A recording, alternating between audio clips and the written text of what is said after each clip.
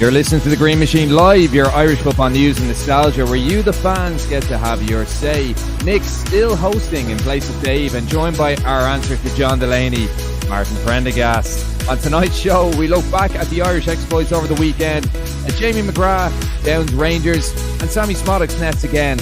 Andrew Moran catches the eye midweek to get fans talking, and Martin and I give our predictions on Stephen Kenny's squad, which should be coming up this week for the games against Greece and Gibraltar. This, plus much more, on The Green Machine Live.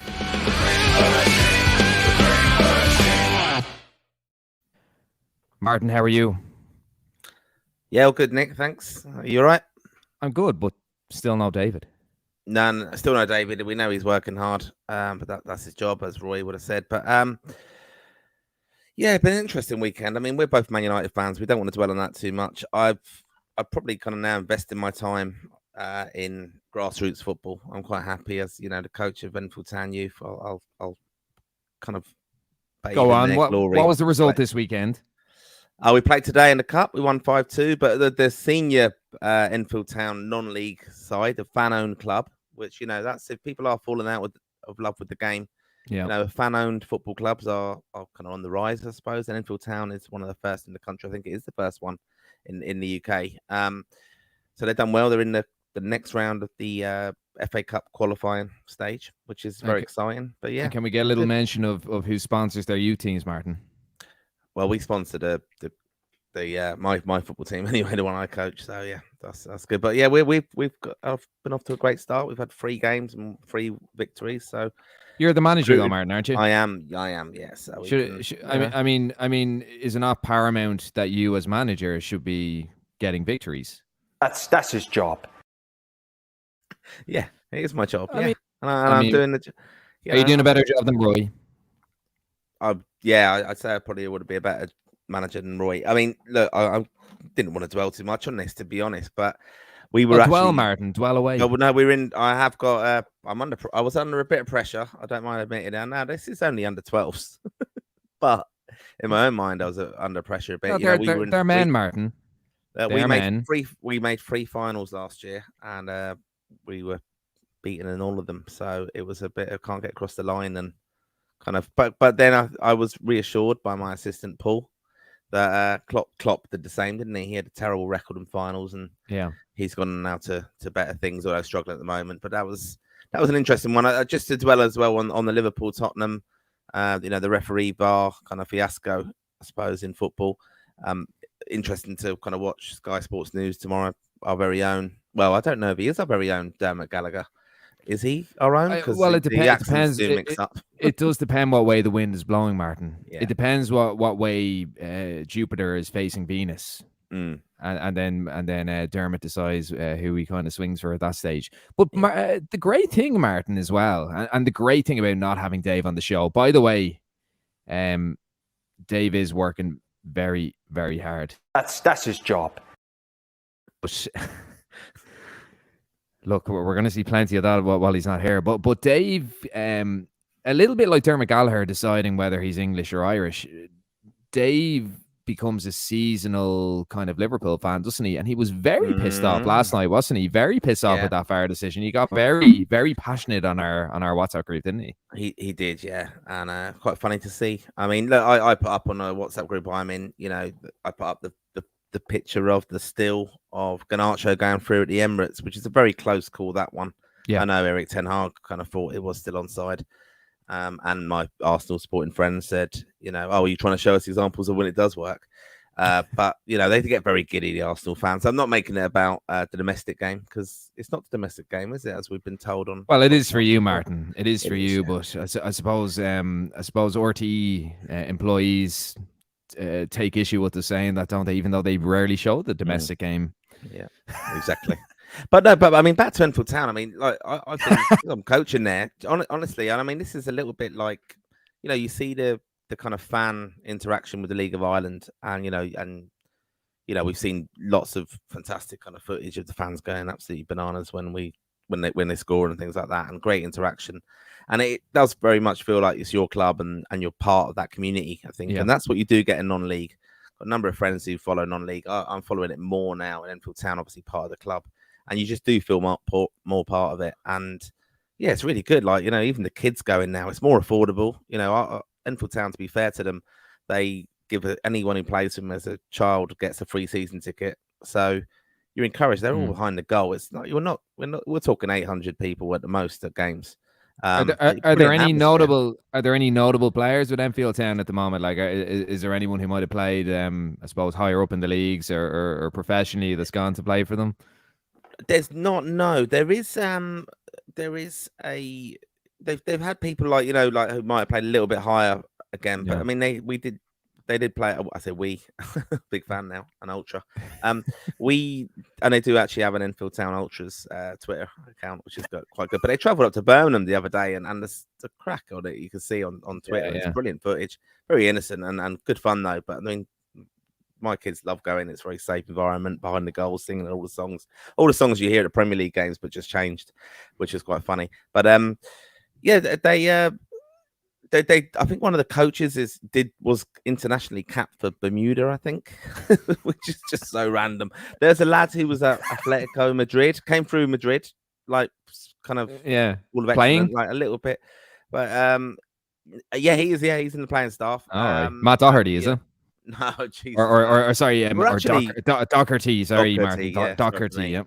But we're very close to Tottenham's training ground, and they always host Tottenham under 23s. And the Irish underage goalkeeper, who also has represented England underage, to be honest, he did play the last 2 games as well when they've had a pre-season, and that brings a crowd from like Tottenham. We're very close to that area, so a lot of Tottenham followers. But it's just quite good, like, and it's affordable, and it's kind of the innocence of football. The lads are in the bar afterwards, and appreciate the support, and it's one of them.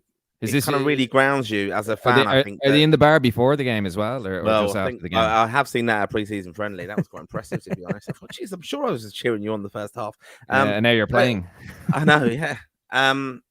But it's just quite innocent and grounding, and I think you just know that they're playing for the fun and enjoyment of the game, and they do appreciate the support. And it's quite nice to see. It's affordable and kids can just roam around and feel part of their kind of club and community. I think that's quite nice, really. Yeah. And it's worth mentioning, I know we don't necessarily focus on League of Ireland, and that's not because we don't like the League of Ireland. I'm an exposed member, which won't go down very well saying exposed member. But anyway, I've been going to League of Ireland matches since I was 10. So, and it is worth mentioning that you can get membership and you can get season tickets with League of Ireland teams for very, very affordable prices. So just to keep an eye on that, because it is a good way of not only watching a local club, but also getting involved in a local club. And I think that's that's a important one to mention. So, we are going to go into, I suppose, Obig, our boys in green, to see how our guys got on over the weekend. Right, so just to go through a few stats, a quite enough weekend, sadly, but we are going to speak a little bit about some midweek exploits and a few focuses today. So as we can see at the top of the list there, Jamie McGrath, a goal for Aberdeen in their 3-1 win versus Rangers. Now, Martin, compose yourself. Cousin Will Smallbone, a goal for Southampton in their 3-1 win over Leeds United. Sammy Smodix, a goal for Blackburn Rovers in their 4-1 loss to Leicester City. Sinclair Armstrong, an assist for QPR in their 3-1 loss to Coventry City. Tyler Goodrum, an assist for Oxford United in their 3-1 win over Stevenage. Louis Barry, a goal for Stockport County in their 3-1 win versus Accrington Stanley. Who are they? Troy Parrott, a last-minute winner for Excelsior in their 2-1 win over Sparta Rotterdam. Armstrong Oko Flex. Love it, Martin. Love it. A goal for FC Zurich, his second in a couple of weeks in their 4-1 win over Luzerne. And, of course, just another thing of note, Jake O'Brien making his debut for Lyon. He really, really struggled today. So we won't go there quite yet in regards to Jake, but we might chat a little bit about, I suppose, Irish exploits outside of the UK and Ireland. So, starting off there, Martin, with Jamie McGrath, a player who I've very openly slagged off, and I think we all have, really.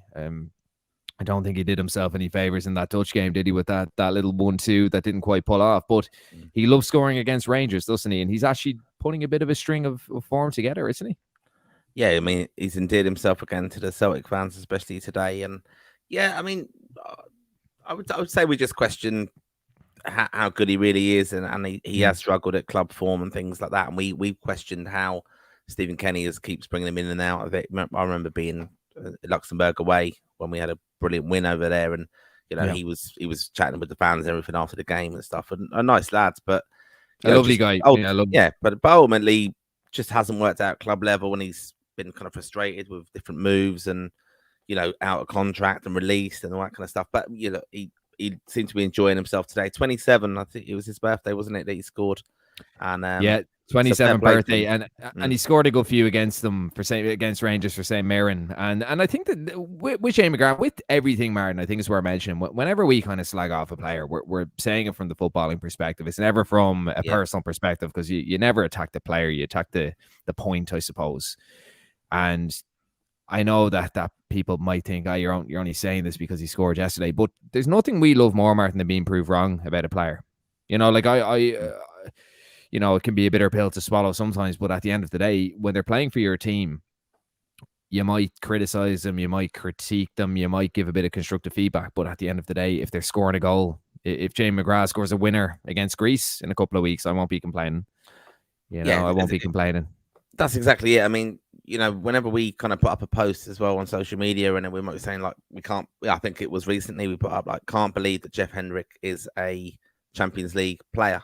And technically he was, because he was with Newcastle, who were a Champions League team, and it was perceived that we're slagging off Jeff Hendrick personally. It's not that. It's just he has struggled to get in that team. He's not playing week in, week out for them, and we can't still imagine that he's associated with them, really. So it wasn't personal, but yeah, I mean that's just where we are. And the difficulty for us as a fan podcast, in a sense, is that we do want the lads to do well. We do get confused sometimes by the managers and coaches' decisions at all levels, under 21s, seniors as well. The women's we've spoken about strange decisions with their selection policies at times.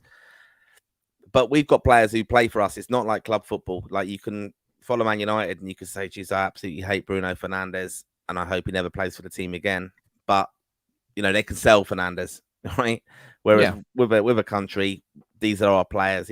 Whenever anyone puts on the green shirt of Ireland, they're going to be doing their best, and we want them to do their best. And that's going to be the case now when we talk about the squad going forward, because we know what Stephen Kenny's probably going to do.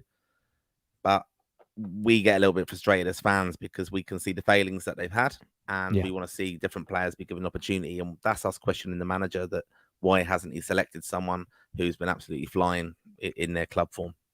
Yeah, absolutely. And as Martin said there, we are just a couple of fans having a say, and we want you to have your say. So as always, have your say, leave a comment and get involved. So just kind of bringing it back there, Martin, to some of the lads over the weekend. So Cousin Will, I suppose we better discuss him a little bit. So look, a miraculous recovery from what seemed a pretty nasty injury at the start of the season. They've said Hampton have had their struggles, haven't they? And I suppose this is kind of the clash of the two relegated teams and two of the bigger relegated teams in recent years, but a very, very tidy finish, wasn't it? And a convincing win over Leeds. And I think it's worth noting as well that Gavin Bazunu had a very, very impressive game that day.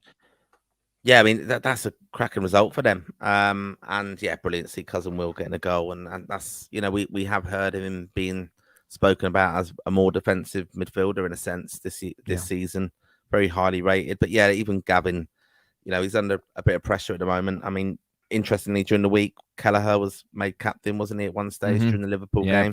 For the last few minutes, which is brilliant for him. It shows how highly regarded he is there. But, there are calls now for Kelleher to be given an opportunity above Bazunu, because people are sadly questioning the form, the fact, looking at the stats as well, that he gets beaten from distance quite a bit. It's interesting though that not to segue too much, but Mark Travers not getting called into that conversation too much, and Max O'Leary as well, who's having a decent season for Bristol City. So it's funny how Kelleher leapfrogs. I saw an article from Sean O'Connor. Sorry, Sean. Someone who I know quite well through various bits and pieces. But Sean wrote an article about how Kelleher is 25. And he's only played about 25 games or so. So that is a worry as well. And we have spoken about sharpness as well regarding Kelleher. I mean, that Ukraine game, when he conceded from the free kick, I think that was kind of that That was kind of the perfect example. But in terms of Bazunu, it's performances like these that you hope will garner a bit of momentum and that will get him kind of back on track. You know, and as we said, a very impressive few games for cousin Will. Sammy Smodics, another goal, Martin. Surely he has to be in that squad next week. He's got to be. I mean, that's got to be the big question of Stephen Kenny now. He has got to be in that squad. Like, you cannot ignore a player. I know we've been speaking about this for the last month or so, but why isn't he? Like, I brought up the point that there are a couple of ways to look, different WhatsApp groups and different chats, and obviously I wouldn't say we're well connected, but I suppose, you know yourself, Martin, we're in contact with a lot of people who are involved with clubs. They know some of the players personally, and I remember seeing something a while ago that there was something around Smodics, something around like a driving fine, or I can't remember what it was, but part of me thinks, does Kenny fancy the personality? Because he brought him in, didn't he, before he even had his passport? And since he's gotten the passport, he hasn't gone to call up. I don't think he's going to go to Hungary. Jesus, I don't think he's going to go to Hungary. I don't think he's going to. There's a guy, I can't remember his name, Styles, not Harry, but he plays for Barnsley or some club in Yorkshire anyway, and he's playing for Hungary. And I remember thinking, Jesus, are they scanning the UK for Hungary? Because you see a lot of Hungarian names, don't you, kind of within the lower leagues and within English football. English-born players, and I don't think he'd be going to Hungary, especially if he's only gotten his passport recently. But what is it for you, Martin? Do you think it's a physicality thing? Do you think it's a systematic thing? Is it a tactical thing? Why the hell is Sammy Smodics not getting in Ireland squads? It might be the systematic thing, the way we've set up to play, but like I said before, we need to have very clever players in there, and I think the fact he's in scoring form, very creative, I definitely have him in there. You know, I just can't see the problem with it. We know what others are offering, and I think it's an opportunity now to bring them in and reward the form, because that's what we've been asking for. That's what we get frustrated with when we can see players who are selected and they've not even played a minute and since the last camp, and yet Sammy Smodics got player of the month, got their club player of the month. And he's still in flying form. So why are you not bringing him in? But he seems like that missing link as well, Martin, doesn't he? Because we always bemoan, I suppose, the lack of end products in the final third, and we speak about how many centre halves we have. We speak about the lack of structure in midfield, but I can't help but feel we need that one player that can just put their foot in the ball. Jason Knight can do it. Yeah, you know, Jason Knight can do it, but I think Smodics actually does it a little bit better. You know, and I think it maybe allows Knight to play a little bit deeper, maybe let him control the game a little bit more, and then let Smodics play a little bit ahead and link things up and knit things together. But look, it's an unusual one, but very, very hard to ignore that form. Excuse me. Yeah, I mean, if anyone does know is watching as well, any of the reasons that they might have heard that he's not getting given an opportunity, do let us know. As I said, like, we are involved, as you said, Nick. We know we're in different WhatsApp groups of people who are interested in, and perhaps coaches and different kind of snippets come to us as well. We don't often comment on that, to be honest. We don't want to get called out for wrong information. You know, Vera Power's not on the Late Show. We don't know who spread that rumor. But Mick Lynch is. Mick Lynch was Mick Lynch, friend of the podcast. I'm surprised you didn't leak that, Martin. I'm surprised you didn't leak that. Just a couple of other bits. So I mean, a couple of our younger players doing very, very well. Sinclair Armstrong, he had a goal chalked off for QPR and an assist as well. Tyler Goodrum, who Dave has spoken very, very highly about. Of course, Bill, if he's listening, Bill Gain, if he's listening, has spoken very, very highly of Tyler Goodrum too. And a couple of players abroad, Martin, and we've spoken about this impact that Brexit is having on our players kind of moving a little bit further afield. Did you see the Troy Park goal? Yep, nice. Yep, nice little finish, very composed. So, I mean, hopefully a little bit of a run for him. Armstrong Okoflex as well, scoring, I think, not the second consecutive week. I think he scored 2 weeks ago in the Cup, didn't he? But again, he got a goal. And then Jake O'Brien, now he did struggle for Leon today. I didn't see the game back, but just going on those, it's like we're absolute spoofers, our WhatsApp groups. But basically, we're in a lot of WhatsApp groups with people who watch a huge amount of football, as do we. But didn't manage to get that one. I'm struggling for Wi-Fi and TV at the moment in where I'm living, so it's not ideal. But anyway, it's great to see it though, Martin. I mean, who would have thought a few years ago? It's not the Leon of Janinios and Sidney Govus and Sonny Andersons, but who would have thought that we'd have a young Irish centre half from Cork starting for Leon every week? Well, not every week, but starting a game for Leon. Yeah. I think following in the footsteps of Mick McCarthy. Was he at Leon? He was, yeah. Yep. So He was indeed. I have a lovely picture of Mick it would here. be fantastic, wouldn't it? If he, I think Mick did he adorn the tash at that stage? I'm not sure. I think he did. I'm trying to find the photo of him, but it would sadly be brilliant I can't find if it. he had.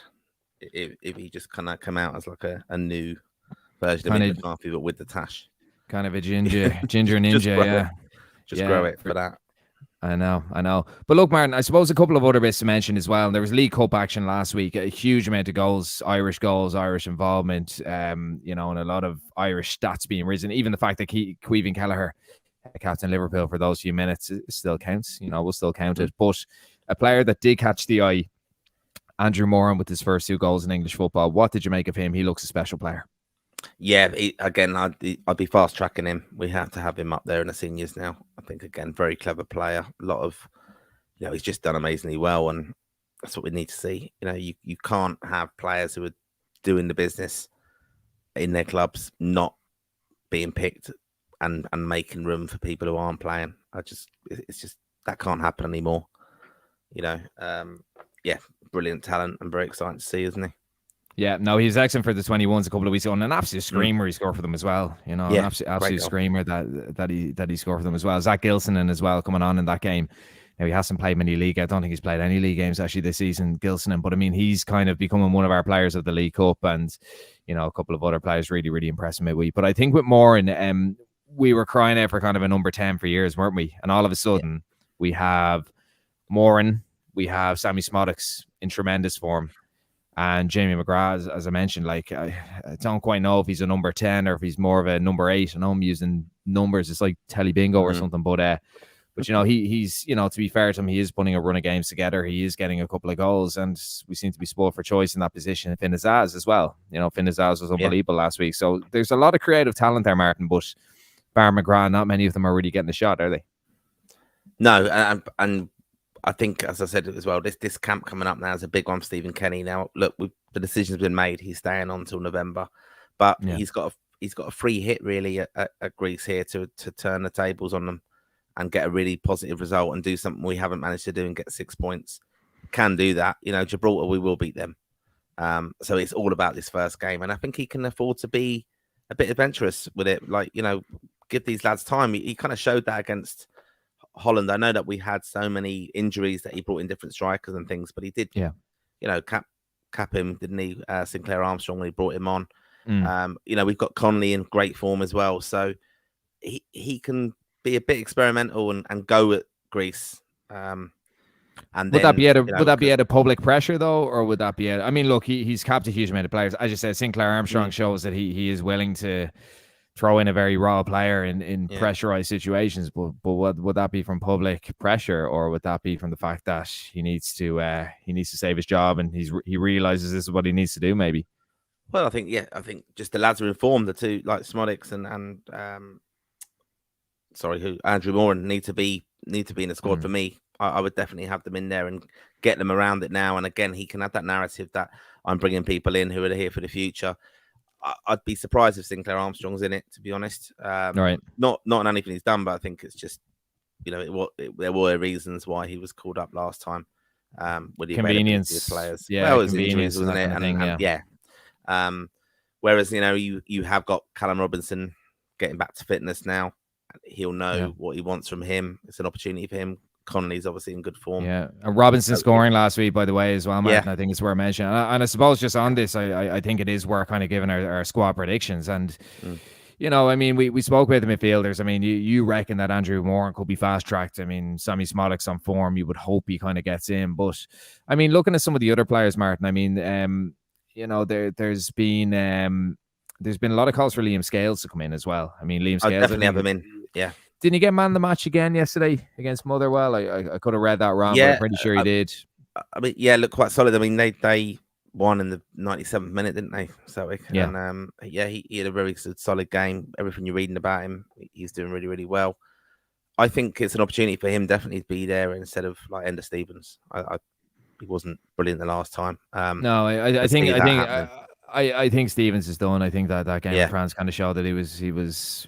I've always liked Enda Stevens. I mean, he used to be quite a pacey player, but I mean, he just lost that touch of pace. He hadn't played a lot of football in the last year or so, and I think that did contribute to that game in Paris, as well as the fact that we were playing France. Yeah, you know, you're playing two of the best wingers in the world at that stage. But you know, I think with Scales, I remember I know I keep coming back to this, Martin, and I know I've told the story so many times, but I remember watching UCD versus Bows a couple of years ago.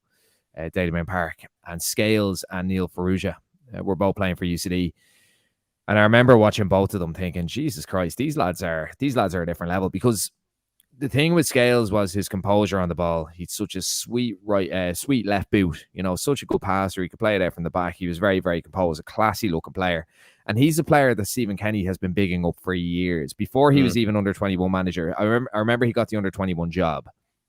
And he was mentioning a lot of players playing in the first division in Ireland. So they weren't even Premier Division players.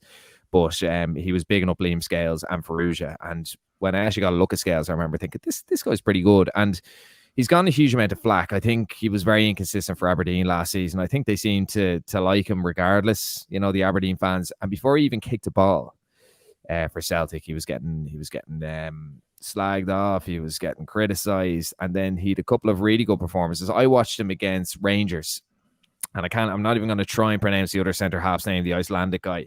He was all over the place, and Scales seemed to take a lot of flack, you know, just from the kind of social media Celtic fans, where the fans who were probably in Parkhead that day, you know, or was it or in Ibrox rather, they probably didn't bat an eyelid. They probably thought he was very good. He was excellent in the Champions League last week. They watched that back.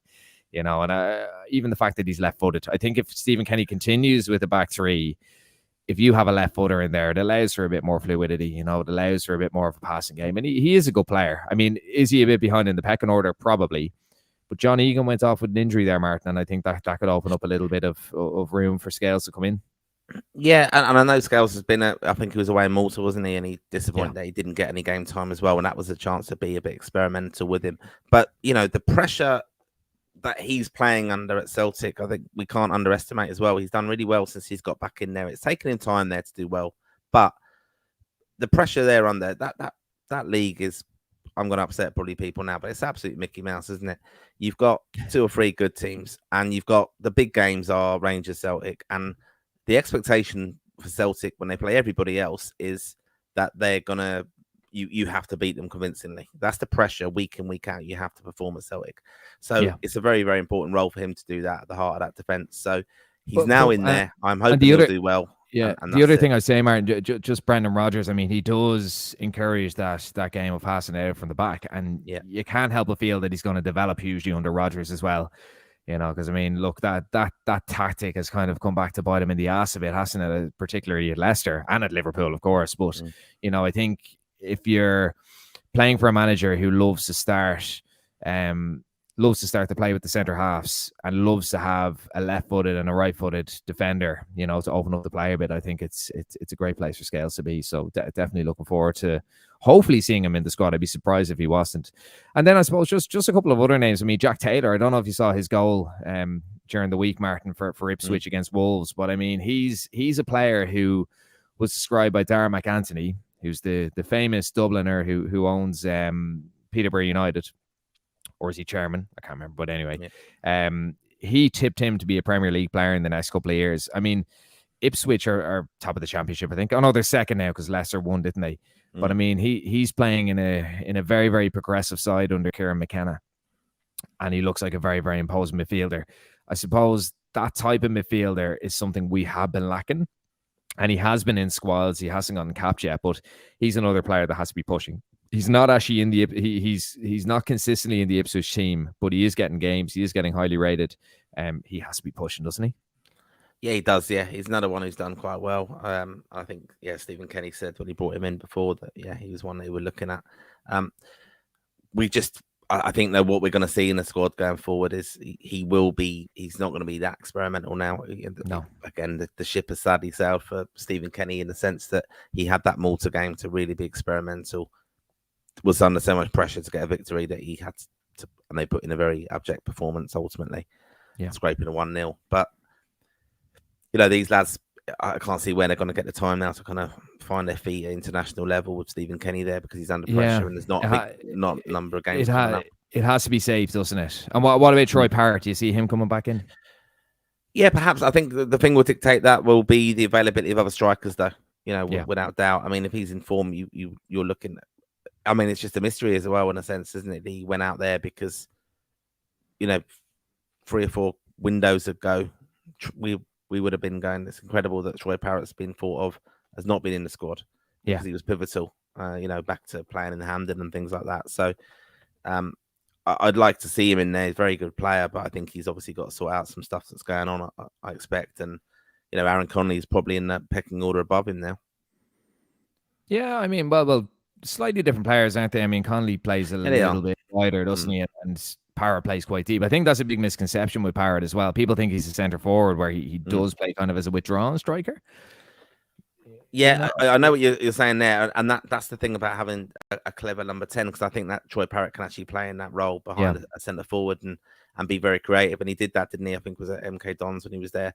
He did. A little bit deeper. Yeah, but you got to remember, against Greece, how are we going to set up? You might need that against a very defensive side who's going to unlock the door. Basically, Gibraltar are just going to sit. You'd expect. You're going to kind of hit them with pace and stuff. Like, hopefully Mikey Johnson's going to be back as well. It's great to see Benet doing well with Luton. They got their first victory, didn't they, in the Premier League?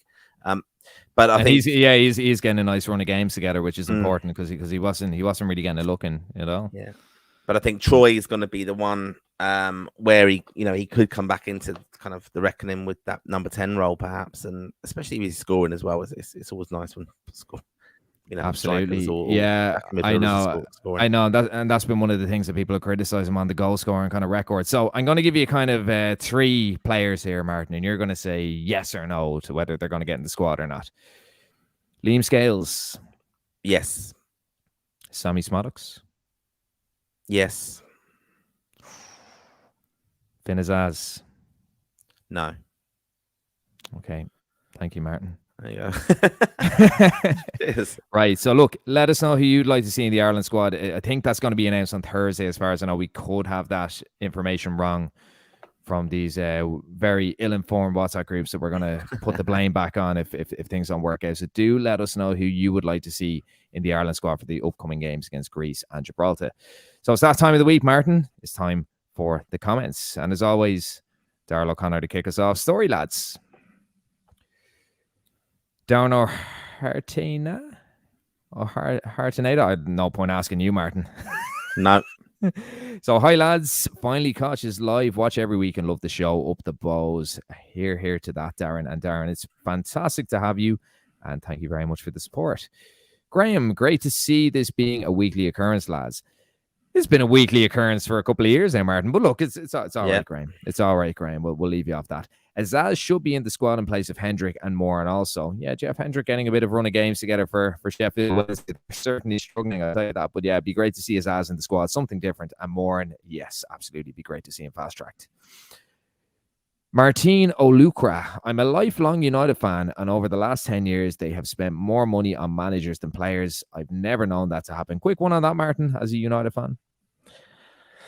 Yeah, it just shows you the mess that's in the club, and I think it actually is a testament to how successful United were under the genius that was Sir Alex Ferguson, because he hid a lot of the problems there behind the scenes. And United, sadly, with all the success with Fergie, never really adapted into a modern business, really. We had David Gill as well, Peter Kenyon, of course, then he fucked off to Chelsea, didn't he? There's your swear word. But after 9 o'clock, it's all good. Yeah, it's all good. But when we had the other clown come in, Woodward, it was all going to fall apart then, and the Glazers have got to go before United are going to be successful again.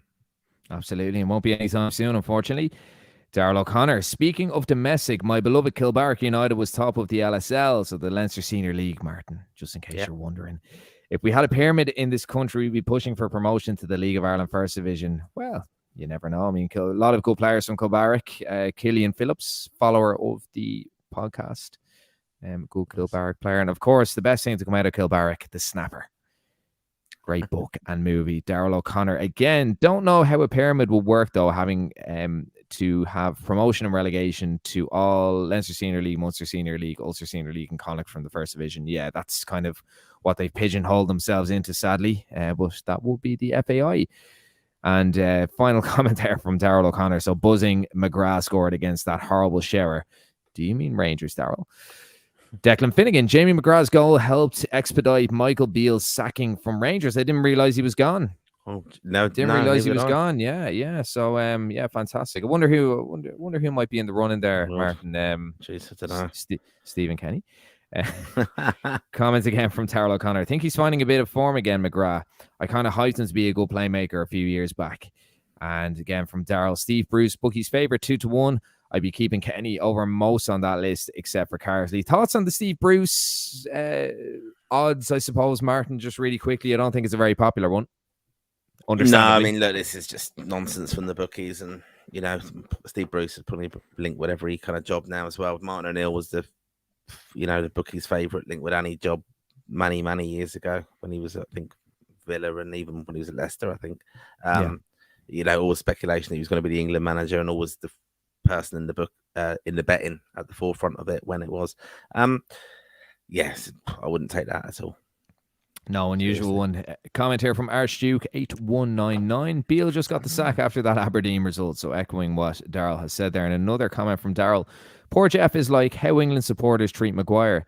Shouldn't be in the team, but good servant for us. Peak 2016 and 2017. I think it was just the one summer of 2016 there, Daryl. But look, we'll give him a bit of credit.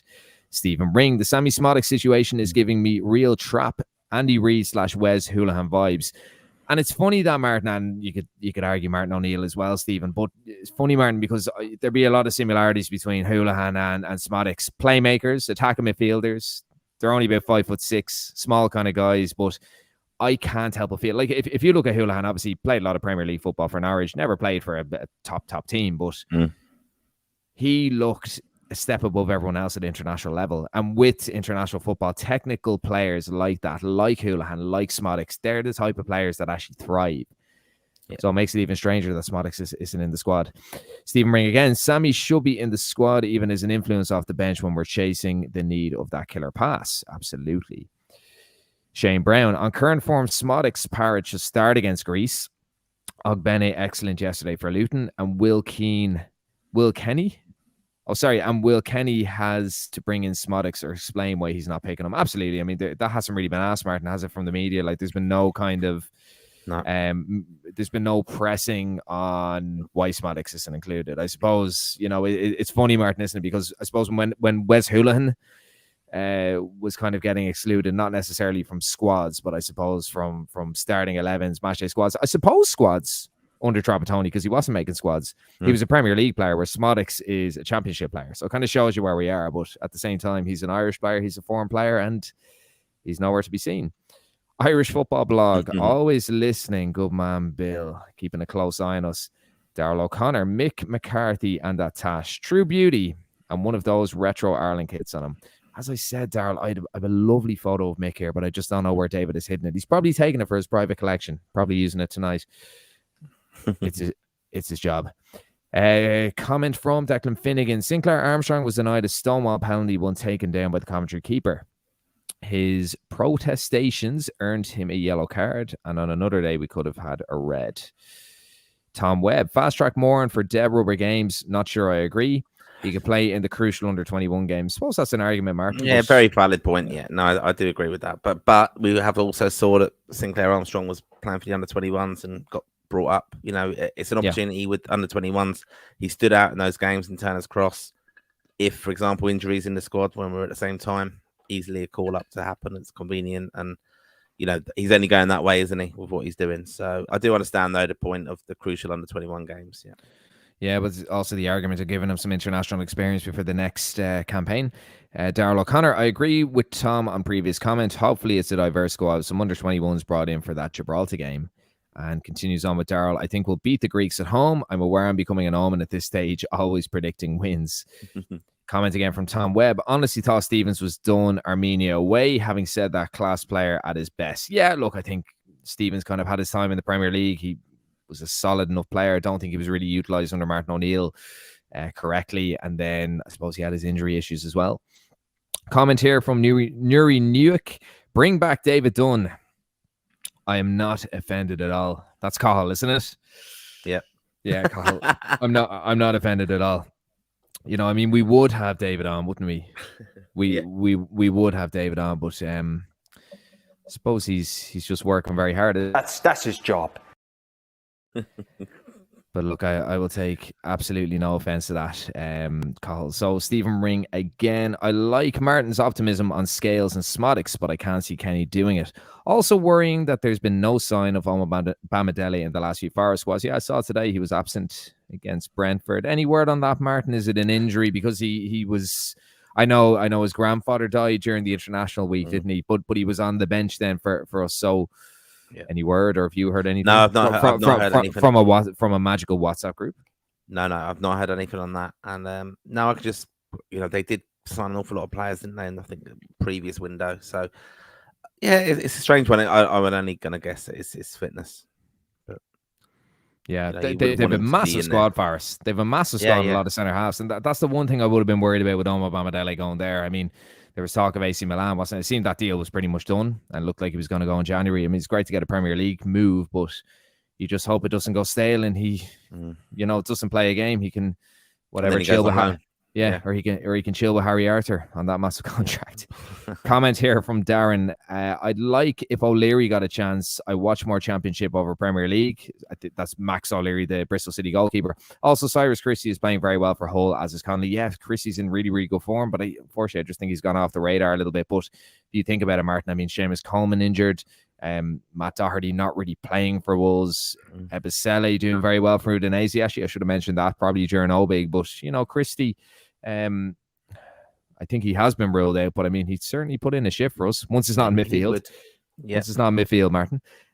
Comment here from Shane Brown. Ogbene would seem to be our only lock-in to start. It seems every other position could be debated. Maybe Ferguson, our only other lock-in when fit. Oh, absolutely. I think he is our only other lock-in when fit. Even Bazunu, I mean, probably not a guarantee starter anymore. John Egan probably going to miss the next couple of games. So it'll be interesting to see how it pans out.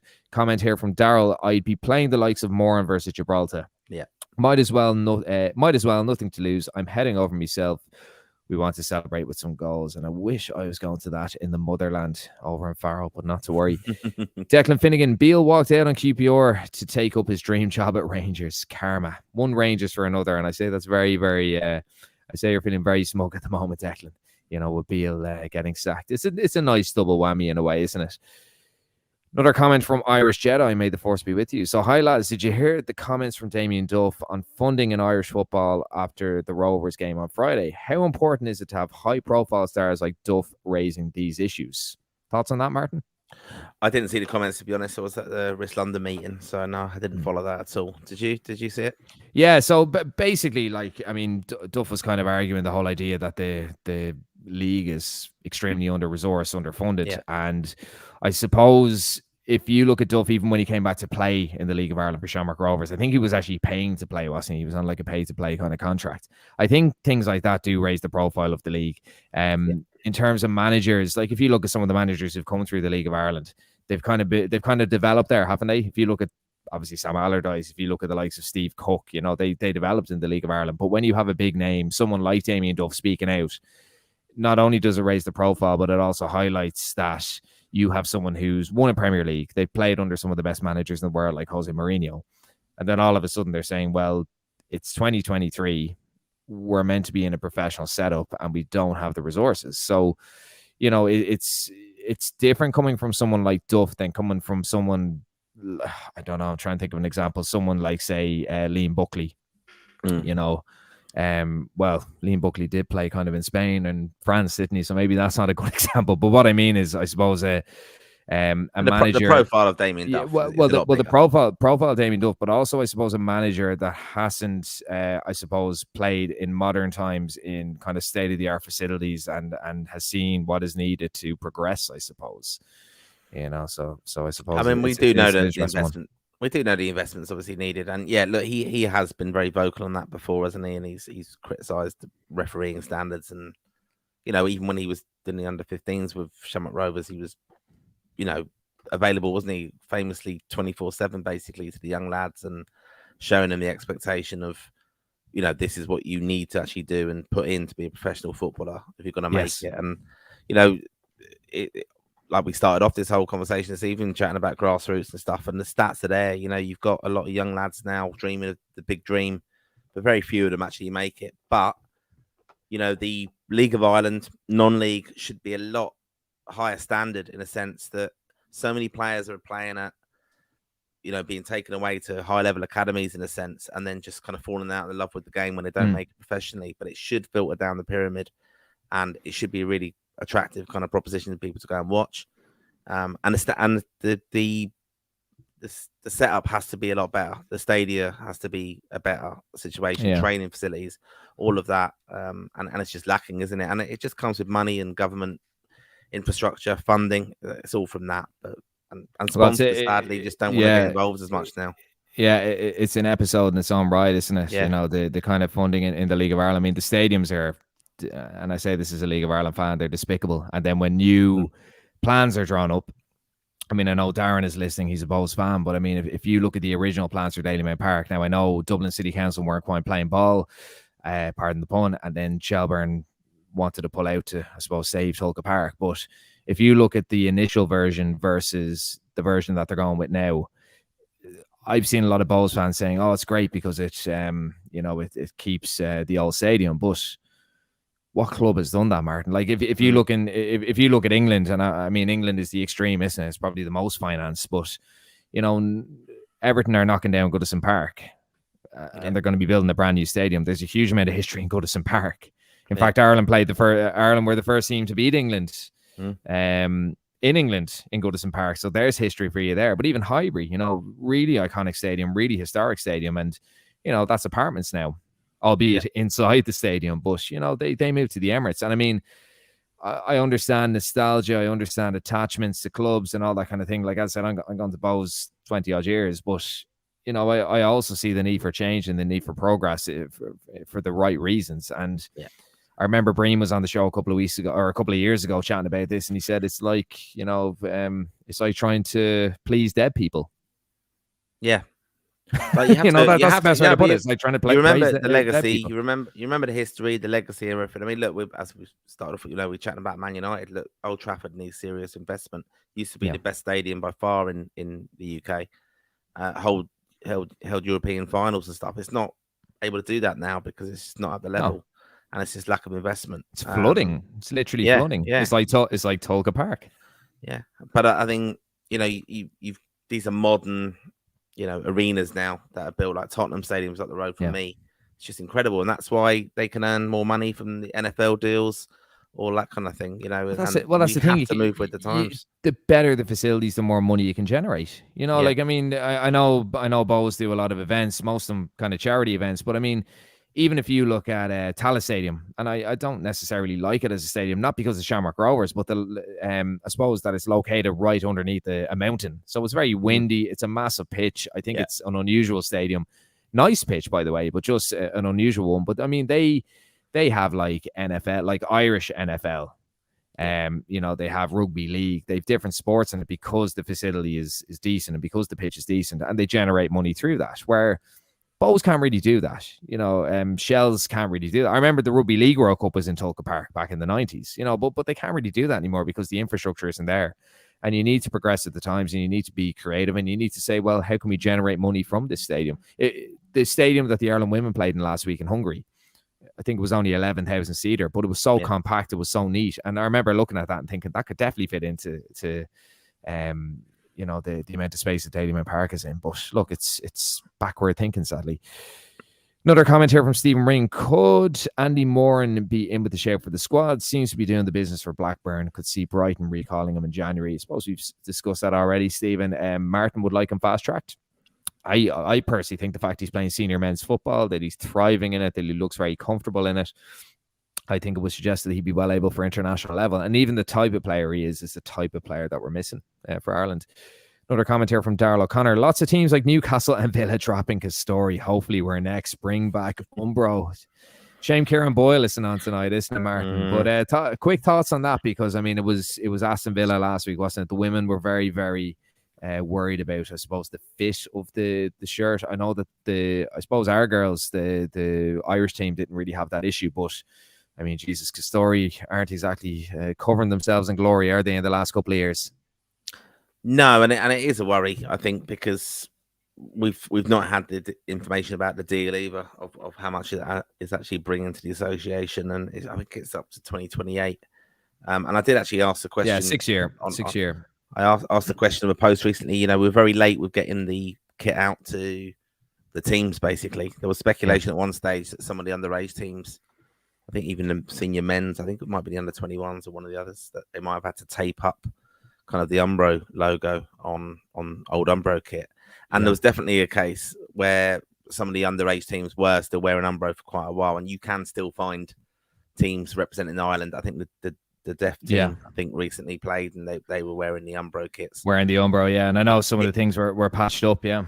It does seem a little bit concerning about the quality and how much they release things. And, you know, I kind of didn't get into a spat with anyone on social media, but because I just ignored it. But I just said, you know, normally they do release a new kit around this time. Now, I know the last kit came out only in March, so I can't see that happening. But we are approaching a European Championship year. And, you know, we're in a commercial world now where, you know, I know it's not very green and, you know, energy efficient for the future and stuff, but it's something that is you know, we'd have it under Umbro bringing out new training gear every time the basically the squad was announced. It was non-stop. And again, we spoke about sustainability and the fact that they need to that we need to you know, kind of up our game with that. Just the last couple of comments, Martin. I was conscious of time there. So Stephen Ring, the proof that the League of Ireland is underfunded is if Ferguson leaves for Brighton for 100 million, then the sell-on fee that Bows will get is the same as winning the league over 30 times, which is absolutely shocking. Another comment from Darren. Now we should go to O'Neill's, an Irish brand. They make very good quality clothes. Another comment here from Daryl O'Connor. So wouldn't mind O'Neill's either, but just thought Umbro has done some crackers in recent years, particularly 2016 jerseys and training gear. And another comment here from Daryl. I get the whole thing with the new bigger stadiums. You can have more season ticket holders, etc. But they're just absolutely soulless, in my opinion. I get that as well, Daryl. But I mean, it's better than piss, you know, rolling down the walls. Jason Fitzsimons, should Stephen Kenny cap more players against Gibraltar? Give Festy and Armstrong a start, for example. Festy surely in with a shout there. Got a couple of appearances off the bench, Martin. Yeah, without a doubt, I think he'll be in the squad. But I think Stephen Kenny will be focusing on the Greece game, getting the result there, and then you can basically pick any team you want to beat Gibraltar. I think we will go out and do that, and that's what you'll see. I don't think he'll be too experimental in that, because we'll be dealing with a different kind of animal in a sense, because they will just come and defend and be very difficult to break down, and that's a different challenge on over both games of how we're going to combat the opposition. Two different games completely, I think. But looking forward to them. Yeah.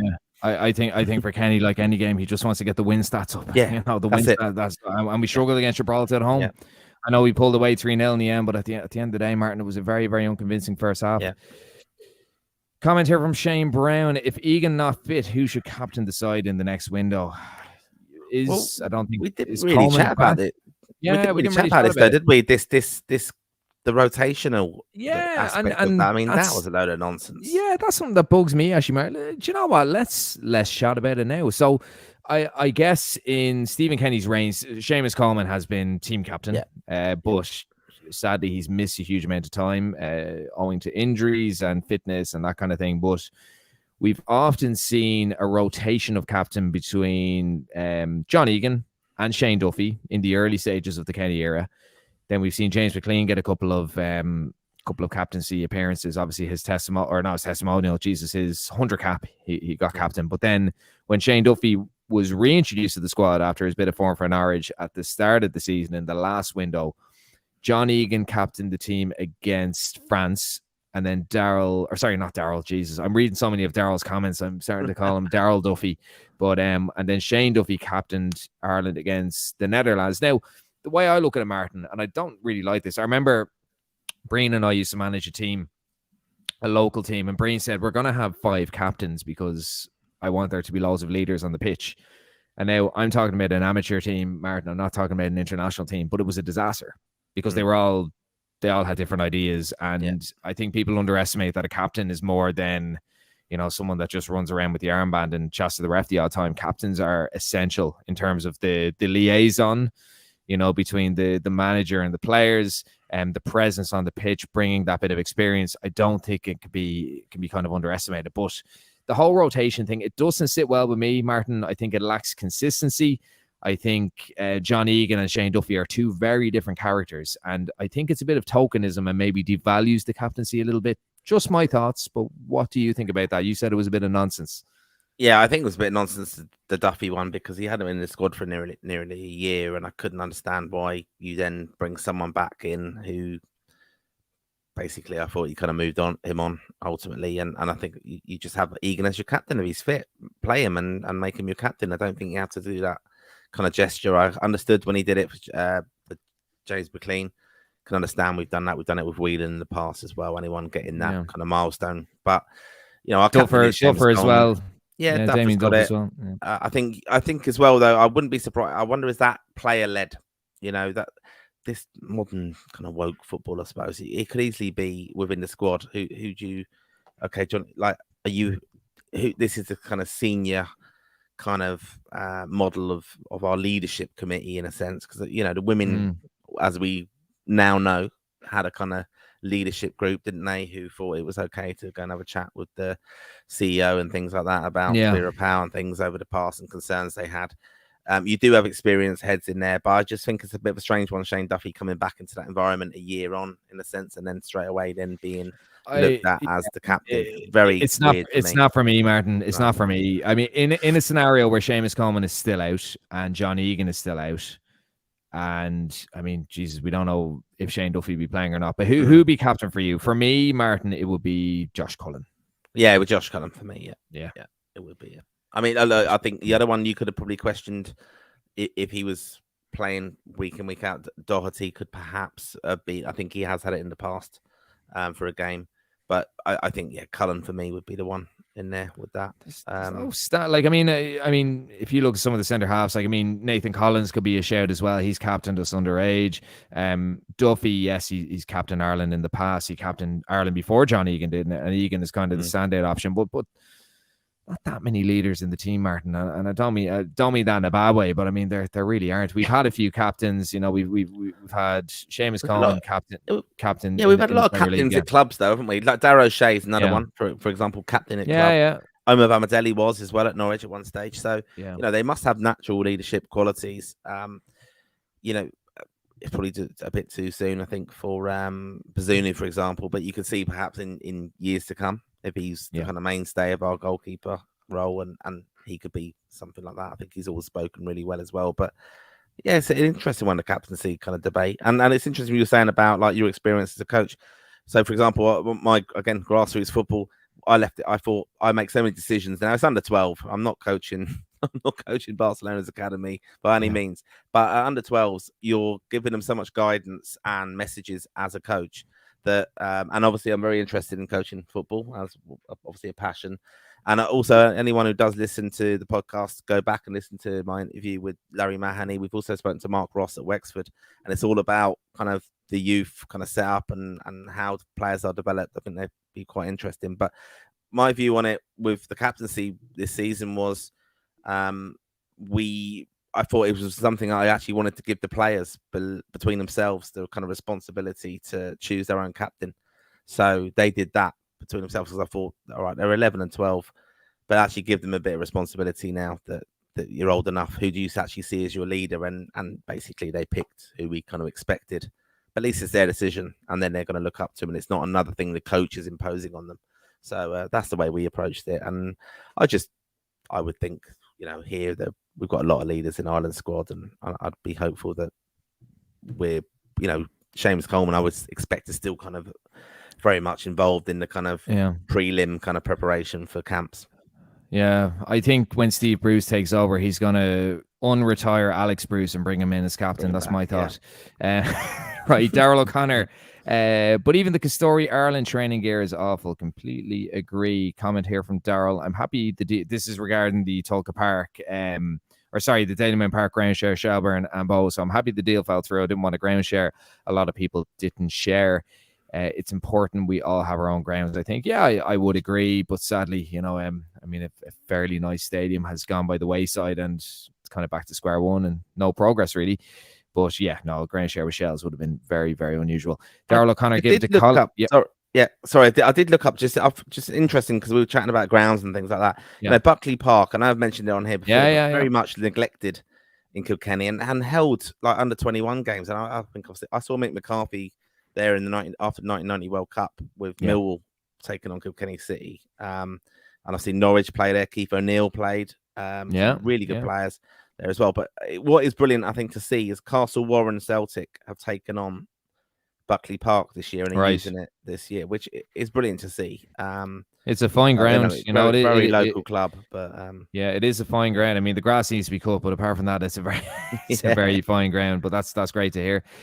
Comment here from Stephen Ring. Cullen can do with a shout for the armband. If he's good enough to captain a Premier League team, he's good enough to captain Ireland. Although I think Malumbi is a good shout too. Yeah, I'd probably have reservations about Malumbi, but look, I suppose he's captained us underage.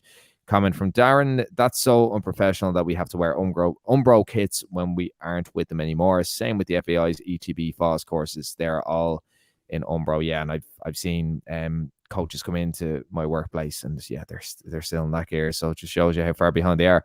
Daryl O'Connor, that's just the FAI though, Darren, unprofessional. And then last comment on the day from Daryl, and I think we can all get on board with this one. Bring back Noel Mooney and get ex-FAI man Hill out. Or ex-FA man Hill out, useless. Yeah, well, I suppose one of the Green Machine members works or doesn't work for the FAI, but does a bit of freelance for the FAI. So we'll be careful on that, but I'll agree. I owe him nothing. Yeah, I think we pay our dues to the FAI with our ticket purchases and stuff. And just on that note, obviously the Gibraltar game is only a few weeks ago. Away now. God, I can't even speak at this time. But yeah, so looking forward to that. Anyone who applied for the FAI away portal should be receiving confirmation this week. A bit of ticket news here that they've, they're going to be able to fulfill anyone who wanted to go. The Holland away game has been oversubscribed though. A lot of people wanted to go to Holland. I don't know why they want to go to Amsterdam. Yeah, I don't know what's in Amsterdam that would entertain people so much. Yeah, no, I don't know, but yeah, that is one now that it's just going to take a little bit of time for the FAI to kind of sort out and prioritize who is going to be deserving of the tickets based on previous attendance at games. So that's just some ticketing news. Obviously, my capacity as club chairman of West London with our meeting the other night. As John Delaney of the Green Machine. Sadly, Cohol wasn't able to go there, but it was good to catch up with Deck and a few of the lads and our treasurer, Andre. I'll give him a shout out because he actually lives in Japan. Our treasurer from West London, which thought you're going to say he lived on a pirate ship. No, well, the FAI cannot believe that our club treasurer lives in Japan, but he does a fantastic job for us and runs a bar over there. And I was very excited the other night hearing all about his business, and that's just I'd love to go back to Japan, obviously there in 2002, but now hopefully in a few years I'll be looking to do that again. Yeah, so any questions about offshore accounts, get on to Risk London. So that's all we have time for tonight. As always, be sure to like and follow our various social media platforms. We are on Facebook, we're on Instagram, we're on YouTube, we're on Twitter. Plenty of interaction on Twitter, so do get in touch with us there. We will be back to react to Stephen Kenny's squad announcement for the Greece and Gibraltar game. So until then, all the best and take care.